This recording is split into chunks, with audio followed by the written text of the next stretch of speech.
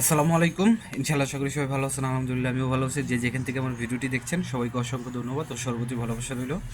আজকে সুখবর আছে। 2024 সালের ভিসা জমা দিয়া নলস্তা জমা দিয়া ভিসা পেয়ে গেছে, এরকম একটা সুখবর। আর আজকে কথা হবে ভিএফএস গ্লোবাল থেকে এগ্রিকালচার ভিসা মানে দিবে না, এই বিষয়টা নিয়ে কথা হবে। এখন এইগুলা প্রশ্নগুলো কিন্তু আপনাদেরই। তো এইগুলার প্রশ্ন উত্তর যদি পেতে চান অবশ্যই ভিডিওটা মনোযোগ দিয়ে দেখার চেষ্টা করবেন। আর ভিডিও শুরুর আগে একটা কথা বলতে চাই যে কে কী বললো সেটা দেখা লাভ নাই, বা কে কী বললো সেটা যদি যাচাই করে নিজে একটা ডিসিশন নেন অবশ্যই সেটা আপনার জন্য একটা বেটার হবে। তো অবশ্যই ভিডিওটা পুরোটা দেখার চেষ্টা করবেন আর পারলে শেয়ার করে দেবেন।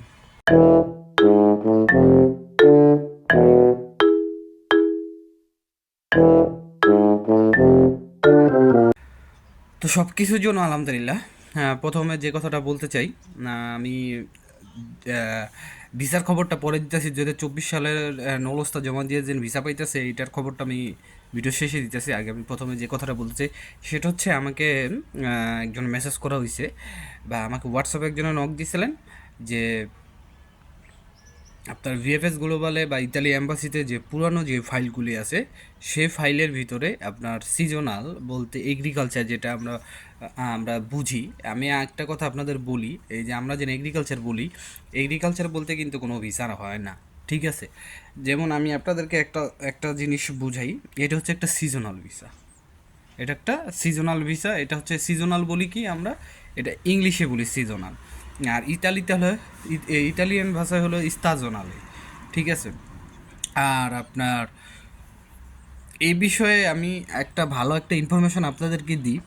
আপনারা যদি সিজনাল ভিসায় বা এগ্রিকালচার যেটাই বলেন, এই ভিসাতে যদি আপনারা এই নলস্তাতে যদি আপনারা ভিসা পান, তাহলে ভুলেও আপনাদের যখন ইমিগ্রেশন, বাংলাদেশ ইমিগ্রেশন বাদ ইতালি ইমিগ্রেশনে কিন্তু আপনাদেরকে জিজ্ঞেস করা হবে যে আপনারা কী ভিসায় আসছেন, কী কাজের জন্য আসেন, তখন কিন্তু ভুলেও বললেন না যে আমরা এগ্রিকালচার ভিসায় আইছি, ঠিক আছে?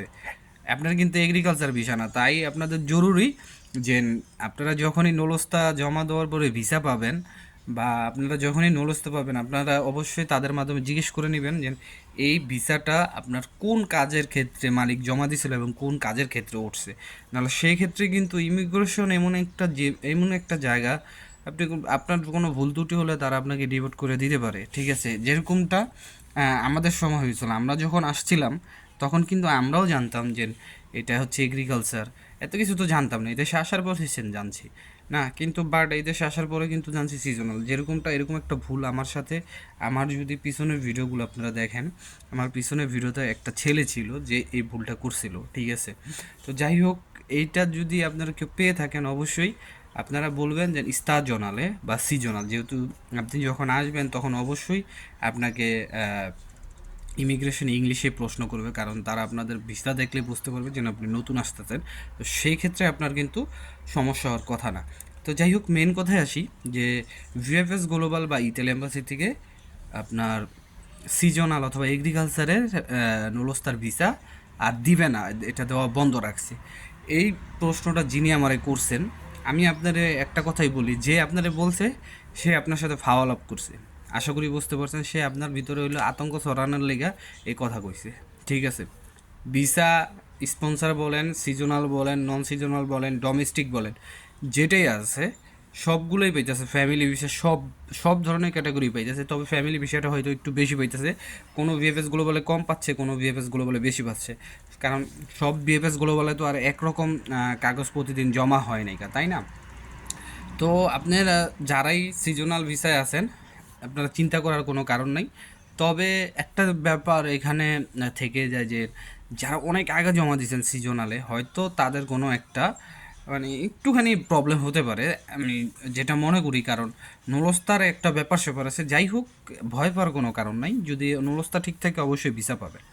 এখন স্ক্রিনে আপনারা যেই ভিসাটা দেখতে পারতেছেন, এটা হচ্ছে 2024 সালের মেবি আই থিঙ্ক ডিসেম্বর মাসে যে ফ্লোসি, সেই ফ্লোসিতে আবেদন করা হয়েছে। এটা আমি এই লোকটার চিনি না বা এরকম কিছুই না। তারা আমার পোস্ট করছে বা আমি ঘুম থেকে উঠে দেখে যে না আমার পাঠাইছে এটা, ঠিক আছে? বা বিভিন্ন গ্রুপে দেখলাম কারণ আমাকে একটা জিনিস পাঠাইলে আমি দেখি এটা। তো ওনার ভিসার ম্যাথটাও আপনারা দেখবেন। এটা আমি যতটুকু দেখলাম জমা দিছিল 18/5/2024।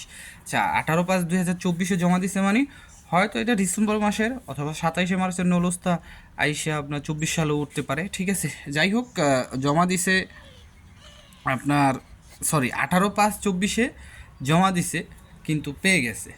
এখন দেখেন কপাল।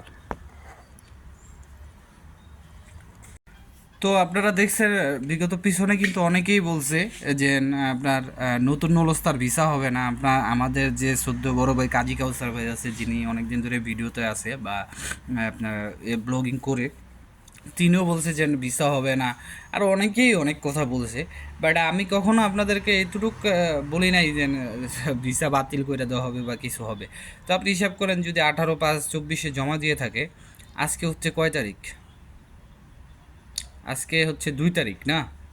তাহলে প্রায় 10-15 দিনের মাথায় ভিসা পেয়ে গেল। ঠিক আছে, তো আপনারা তো মুখের কথা বিশ্বাস করেন, স্ক্রিনে দেখেই তো বুঝতে পারছেন না? তো এখন চিন্তা করার কোনো কারণ নেই আসলে। আর যারা মনে করেন কেউ আপনার আগে পেয়ে যেতেছে, কেউ আপনার পরে পাইতেছে, আসলে ইতালি এম্বাসি কোনো সিরিয়াল মেনটেন করে না। এই হচ্ছে একটা সমস্যা।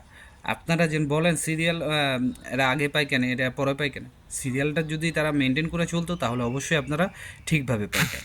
আসলে আপনি দেখেন একটা ব্যাপার, আপনি 18 তারিখে আজকে জমা দিয়েছেন ঢাকাতে।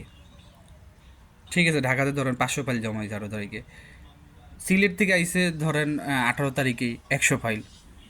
এরকম মিক্সচার হয়ে যায় বিষয়গুলি, আশা করি বুঝতে পারছেন। তো পরিশেষে একটা কথাই, যে ভিসা হচ্ছে, ভিসা পাচ্ছে, যেহেতু নতুন ফাইল, একটা জিনিস মনে রাখবেন, যেহেতু নতুন ফাইলের ভিসা হয়ে গেছে, তার মানেই হচ্ছে নতুন যে অফিস নিছে, আমার যতটুকু মনে হয় সেখানে হয়তো বা কাজ শুরু হয়ে গেছে। আই থিঙ্ক, আমি এই বিষয়টা জানি না, তারপর আপনাদের সাথে শেয়ার করলাম। তো আজকের মতো ভিডিওটা এখানেই, যদি ভালো লাগে অবশ্যই শেয়ার করবেন। আর আজকে শেয়ার করার মতোই ভিডিও, কারণ সবাইকে জানানোর দরকার যে নতুন নলস্তা জমা দেওয়ার পরে ভিসা হইতাছে। তো সবাই একটা চিন্তামুক্ত থাকবে। সবার জন্য দোয়া রইল, সবার জন্য দোয়া করবেন। আসসালামু আলাইকুম, আল্লাহ হাফিজ।